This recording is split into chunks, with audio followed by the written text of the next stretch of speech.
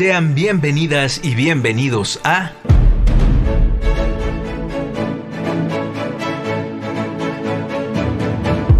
Resonancias íntimas del teatro. Resonancias íntimas del teatro.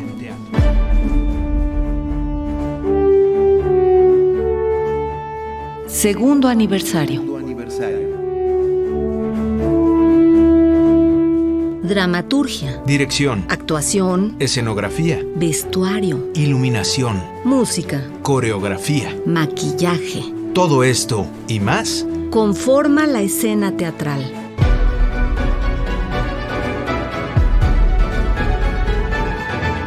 Se levanta el telón.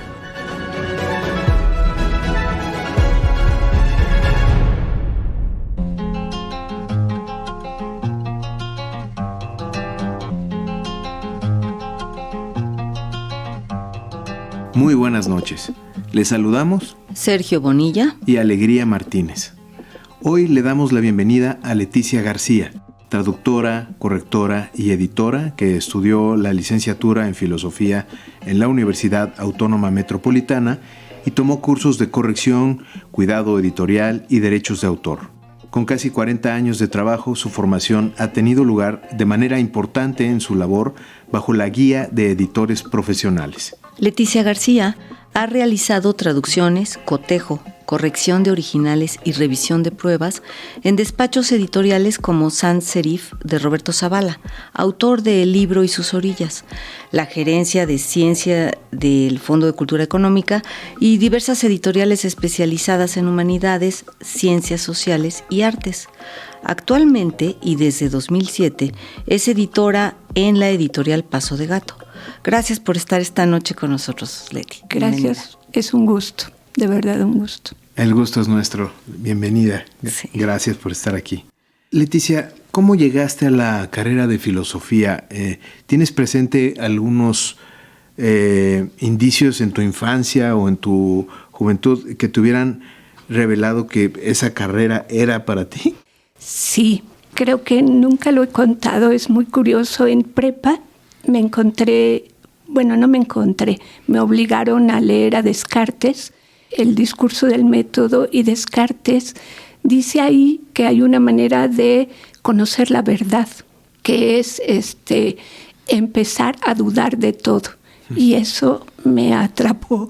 Tenía la ilusión de conocer la verdad, y así fue como llegué a la filosofía. ¿Sigues en ese camino? Sigo en ese camino, sí. ¿Qué puertas te abrió la filosofía y cómo llegaste a la edición de libros? Pues justamente la filosofía me abrió el paso a la edición de libros porque buscaban en el Fondo de Cultura Económica alguien que hiciera una revisión técnica, digamos, desde el ámbito de la filosofía, de un libro de Spinoza.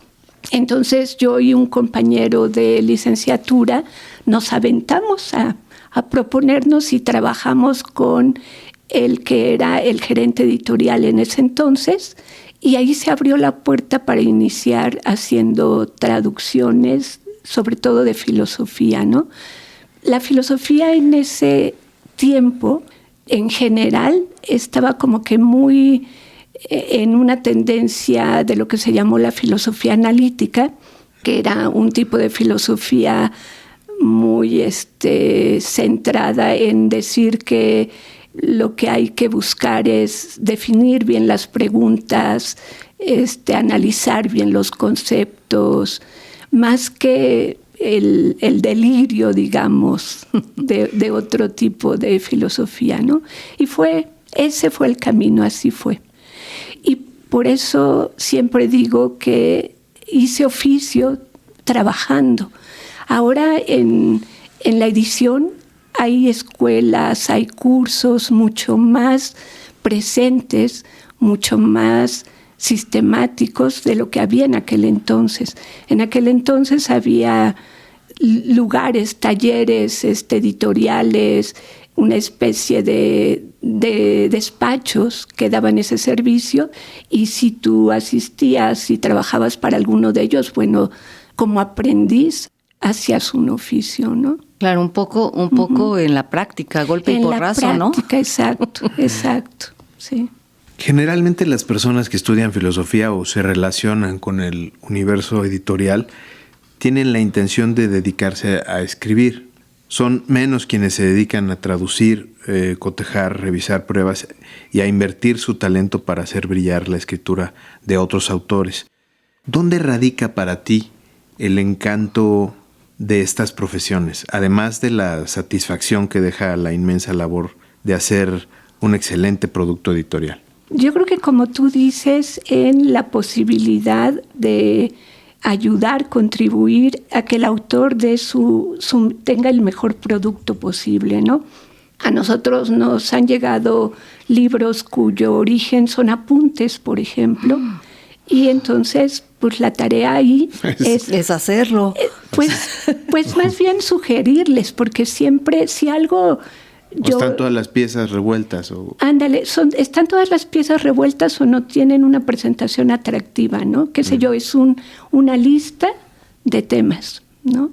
Si a eso tú le das una estructura y le pones a uno de los capítulos proemio y luego lo divides en dos partes y a una parte le das una personalidad y a la otra parte la otra, esa estructuración tiene un valor argumentativo. No es solamente forma, ¿no? Claro. No, claro. Sí. Y aparte ya, bueno, es que generalmente las personas piensan cuando sale un libro que así era, ¿no? Que así es, claro. Así nació. No se enteran de todo lo ¿sabes qué también nos pasa? Que nos llegan libros que son producto de proyectos académicos muy interesantes, pero que tienen, ya sabes, objetivo general, objetivo específico. Eso para un lector no académico es muy poco atractivo. Entonces, la propuesta es todo un reto trabajar con los autores y la mayoría de las veces son muy agradecidos porque pues, es un trabajo conjunto, ¿no? Y te maravillas de lo que cuando se dejan. Claro, de la transformación, ¿no? De cómo llega. Claro. No, y hay otras cosas que llegan y que tal cual, si hay un error enseguida uno dice, este error, no sé, ahorita me acordé de un ensayo de el maestro Tavira, que no me acuerdo la palabra, que desde el momento que yo la vi dije, fue un error de transcripción, esto no lo escribió él, ¿no? Claro. Ya sabes que hay personas que tienen una lucidez y una fluidez que si te encuentras algo que no cuadra, ahí hay un error, ¿no? De alguien. Sí, de alguien que metió la mano. Claro, además vas identificando los sellos particulares. Vas identificando, claro. Leti, desde 2007 eres la editora de Paso de Gato. Has formado parte del equipo que ha hecho esta revista y editorial dedicada al análisis y la difusión de las artes escénicas en Iberoamérica, fundada en 2001 por Jaime Chabot y José Sefami. ¿Cómo fue que llegaste a Paso de Gato y cuáles fueron tus primeras impresiones al acercarte al mundo del teatro a partir de los textos en torno a esta disciplina artística? Pues mira, yo llegué sin muchas herramientas, voy a ser sincera, porque no conocía nada de teatro, lo que había visto. De hecho, recuerdo que llegué un 1 de junio, era un viernes, a las oficinas antiguas de Paso de Gato. Hugo Bird, nuestro gran amigo, me entregó las pruebas y yo me senté en una mesa de aquel café que está en el lobby del teatro el Coyoacán. El Coyoacán. Y bueno, pues me di a la tarea de trabajar, pero me di cuenta con el tiempo de que a mí se me pasaban muchas cosas. Por ejemplo, había un error que alguien decía, en vez de Carlos Gorostiza o Gorostieta, no me acuerdo, otro nombre, ¿no? Eso a mí se me pasaba por alto. Sí. Yo venía de haber hecho edición de ciencia, divulgación de la ciencia, que siempre ha sido lo que he amado. Y entonces, pues, para ser sincera, he aprendido. La importancia se basaba en otras cosas, ¿no? Claro. No, y además, mira, esto da cuenta de algo muy importante. En la edición, una sola mirada no basta, ¿no? Tiene que ser un proceso en el que por un lado está un corrector inicial, pasas al autor, un lector de pruebas y pasas de nuevo al autor, ¿no? Porque uno puede cometer errores, malas interpretaciones, ¿no? Sí, es muy Pasa común. todo el tiempo. Claro, todo el tiempo. Le recordamos a nuestra audiencia que más adelante tendremos cortesías para ir al teatro. Continúe con nosotros. Leticia, durante 17 años hiciste el trabajo de edición de la revista trimestral Paso de Gato, que era impresa hasta que cambió en 2024 al formato digital que actualmente tiene. ¿Hay alguna revista que guardes en tu memoria especialmente y de ser así, cuál o cuáles podrías mencionar? Y también si nos puedes compartir el significado, a lo mejor pues muy personal, por lo cual guardes algún ejemplar. Pues yo creo que sin duda las de Shakespeare.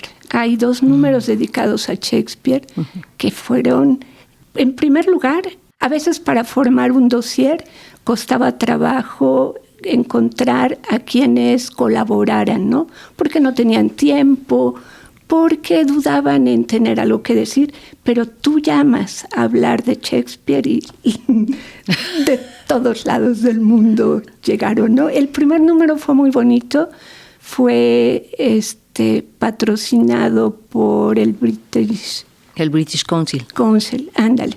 Uh-huh. Y eso fueron las participaciones fundamentalmente de especialistas de Inglaterra, ¿no? Me acuerdo el artículo inicial es muy bonito porque inicia diciendo, en la tumba, en el epitafio de Shakespeare, dice que nadie ose tocar estos restos, ¿no? Y comenta el escritor, y lo que ha pasado con Shakespeare es que todos han metido mano en sus obras todo el tiempo. Y eso es lo que pasó con esos números, ¿no? Todo el mundo quiere decir cosas.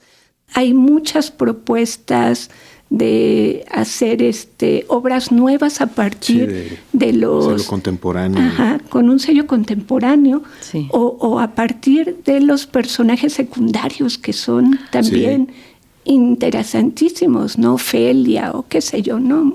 Hay muchos. Me quedé... A mí me interesa así personalmente porque los 60 son tiempos para mí especialmente interesantes. Me quedé con ganas del número que se hizo sobre el 68 en el que participó tu papá, Héctor Bonilla. Me quedé con ganas de porque el título era Teatro y Utopías, y nos quedamos todos girando en torno del 68, ¿no? Ese fue un número que a mí personalmente me hubiera gustado conservar. Pues más bien que se ampliara a una visión de qué pasa con la relación entre el teatro y la utopía, ¿no? Uh-huh. ¿Qué ha pasado ahí, no? Esos son 3 números. Y bueno, uno de los más recientes, el dedicado a Peter Brook, ¿no? Uh-huh. Ese es un número hermoso, porque ahí notas la estatura de un hombre de teatro impresionante. Sí, cabe mencionar que son revistas realmente que sí te sacan de apuros, que tienen mucha información de muchísimos tipos.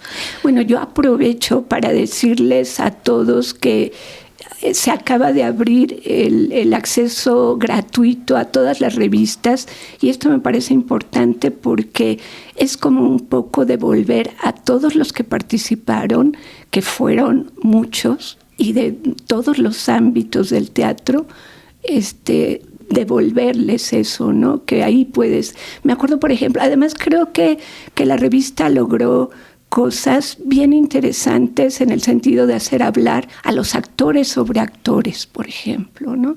Yo me acuerdo del perfil dedicado a Héctor Bonilla. Sí, yo lo conservo. Hay un artículo de Bruno Bichir que es hermoso, porque no solamente habla de la congruencia, de la integridad de alguien que todos conocemos como Héctor Bonilla, sino que habla de la calidad actoral con esos valores, ¿no? En conjugación con esos valores, ¿no? Sí. Eso es muy bonito. Muy bonito. Sí, calidad artística y humana. Y humana. Además.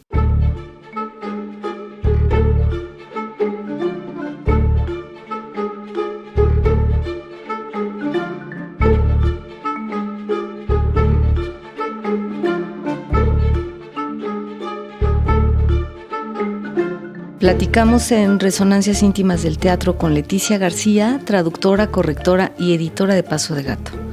Leti, más allá del número de páginas, la periodicidad, las características de las secciones fijas, la publicación de obras de teatro cortas, el número y el perfil de cada una y cada uno de los colaboradores que eran distintos cada 3 meses y de las fotos, por mencionar unos cuantos detalles, ¿cuál es la diferencia clave y en qué consiste el secreto mayor, digamos, entre editar las revistas y los libros de Paso de Gato?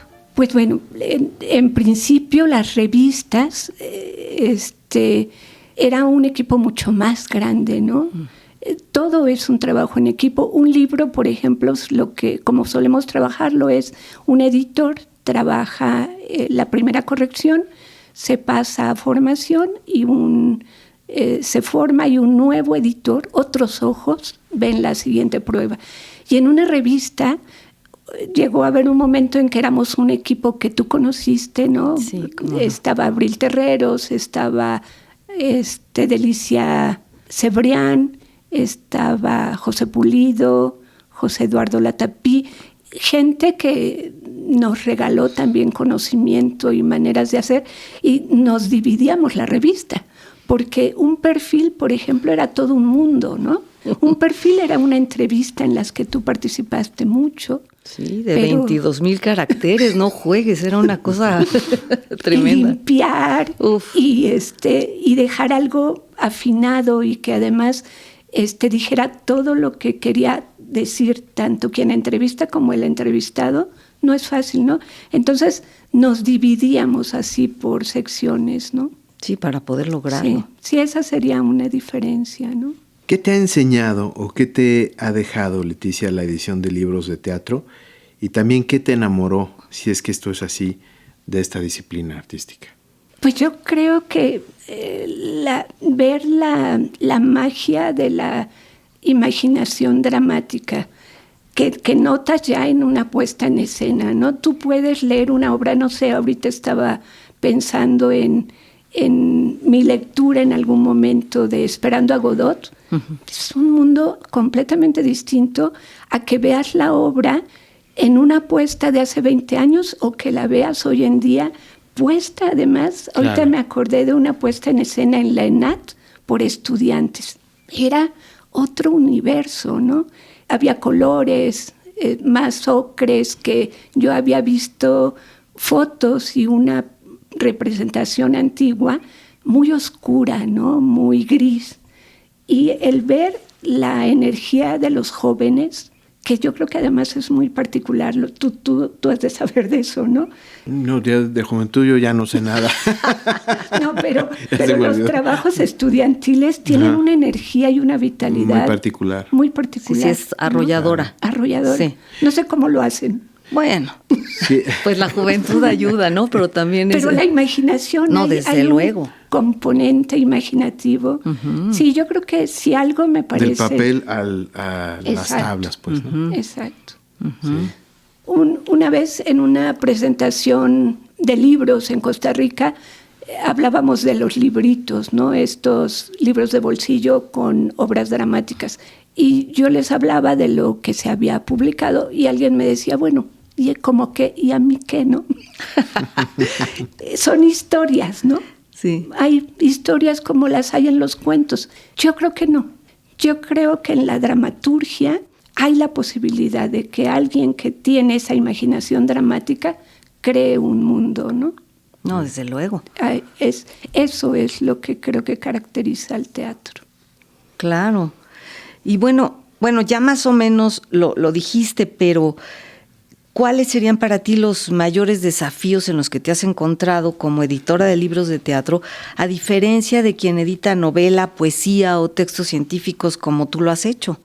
Pues yo creo que los diálogos, ¿no? Sí. ¿verdad? Los diálogos, sí. Fíjate, fue curioso, por ahí de 2015, acabo de ver la fecha, nos llegó un mail de la Real Academia Española pidiéndonos que por favor, si estábamos de acuerdo, estaban conformando su corpus del español del siglo XXI, les mandáramos una serie de libritos de obras dramáticas de los de cuadernos de dramaturgia que tenemos. Uh-huh. A mí se me hizo súper interesante porque lo que están buscando es lenguaje vivo. Claro. ¿No? Que están ahí. Que están ahí. Que está ahí. Uh-huh. Sí, y te refieres a esas pequeñas publicaciones que son de 4 centímetros prácticamente, ¿no? A esa colección muy breve. Sí, que son 10 por 15 centímetros. Ándale, sí, digo 4 centímetros, sí, 10 por 15, que son chiquititas y son ligeras. Sí, son libros de bolsillo. Y es una gran colección. Es una obra por librito. Exacto. Uh-huh. Que además fueron hechos a partir de los restos de las revistas. De las revistas, ¿no? Para aprovechar ese papel. Uh-huh. Uh-huh. Leticia, la mayoría de las personas dicen que es difícil leer teatro. Pues sí, debe ser la mayoría de las personas. Pues sí. ¿Qué les dirías a quienes aún no lo han leído para que se acerquen a estos materiales? En tu opinión, ¿qué podrían encontrar en este tipo de textos teatrales? Pues es bastante... Sí, es que es muy variable, ¿no? Pero yo diría que en muchos casos poesía, ¿no? Ajá. Ándale. De verdad hay imágenes imponentes. Suele ser un gran gancho, ¿no? Sí. Sí, yo diría eso. Oye, Leti, ¿qué anécdota te gustaría compartir sobre algún tropiezo que hayas tenido al realizar la corrección de libros de teatro? Tropiezo.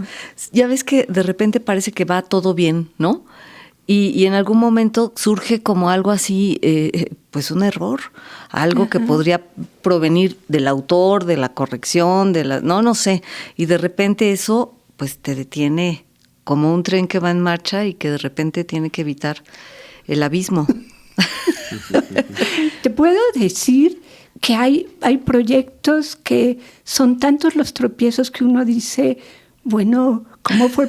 Tú y yo conocemos un caso. No quieren hacer. ¿Cómo fue posible que nos pasara esto, no? Sí.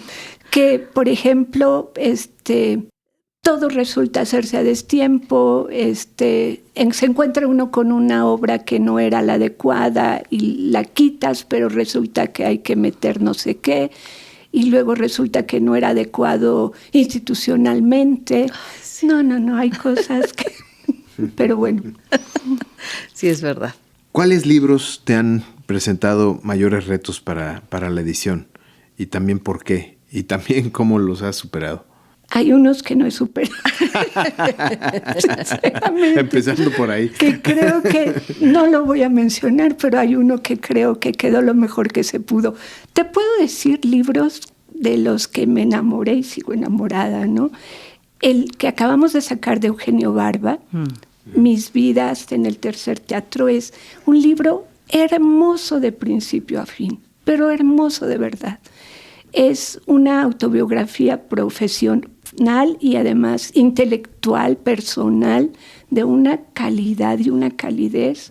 Ahí amé ser editora, porque yo soy una lectora bastante... Tengo junto a mi cama 4 libros y paso de uno a otro, ¿no? Pero haber podido leer este libro de principio a fin fue... te deja el corazón lleno. Y otro que tiene que ver con mi otro amor, que es la ciencia, es uno que se llama Las acrobacias del espectador. No sé si han oído hablar ustedes de las neuronas espejo.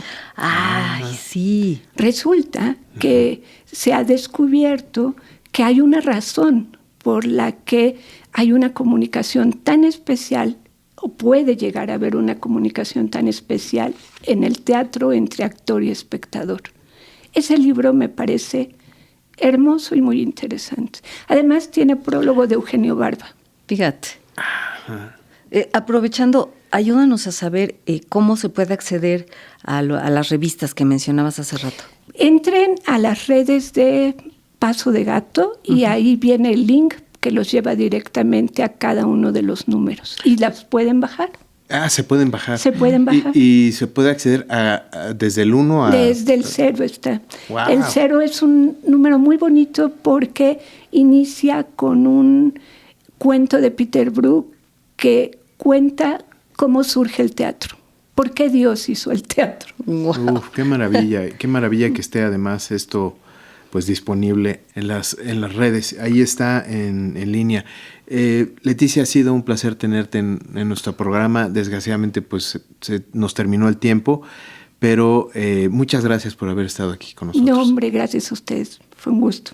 Leti, ¿con qué palabra o imagen te gustaría concluir por ahora esta conversación? Pues no sé, a lo mejor recomendándoles un librito de José Monleón que se llama El rito de la fugacidad.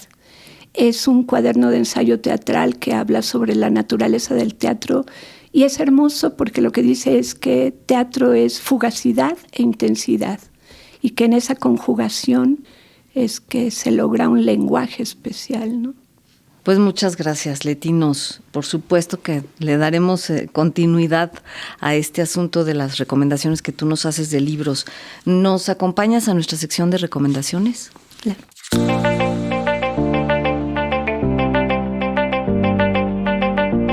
Esta semana recomendamos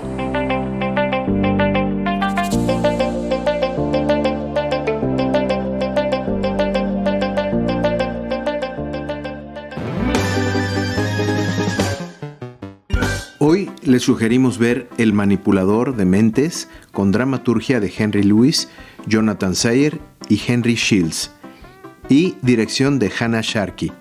Se trata de un espectáculo de magia en el que dos hombres hacen la promesa de asombrar al público. Esta obra presenta al personaje de una comedia previa a Mischief, de la magia que sale mal, creadores de la obra que sale mal y de Peter Pan que sale mal. En El manipulador de mentes, que presenta la compañía Próspero Teatro, los trucos mentales realizados con equipos poco confiables a través de una rutina confusa desembocan en un divertido caos.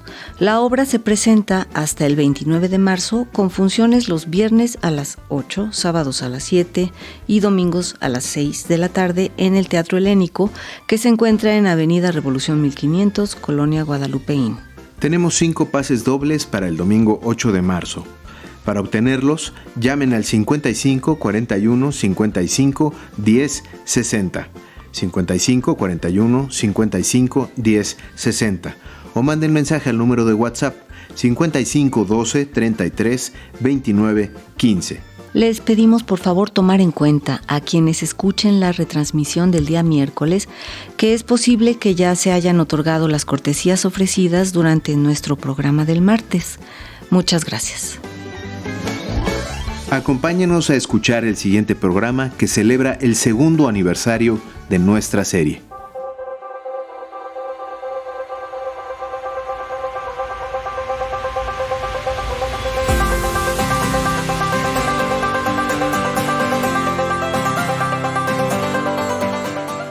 Nos encontramos la próxima semana a la misma hora por las frecuencias de Radio Educación. O en las butacas de algún teatro. O arriba del escenario. Soy Alegría Martínez. Y yo, Sergio Bonilla. Hasta las próximas resonancias íntimas del teatro.